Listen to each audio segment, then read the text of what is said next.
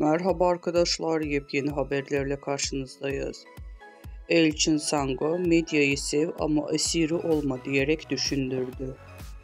Güçlü metaforlardan oluşan kısa filmde medyanın gerçeklik algısına nasıl çarpılabileceğini gözler önüne seriyor.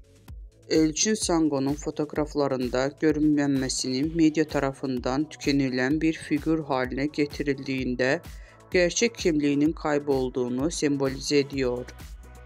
Medyaya esir olamam uyarısı insanlarda medya tüketiminde bilinçli olmalarını hatırlatıyor. Bu kısa filmde Sango medyanın güçlü ve bireyleri üzerinde etkisini eleştirirken izleyiciler medya tüketiminde dikkatli ve bilinçli olmaları gerçeğini hatırlatıyor.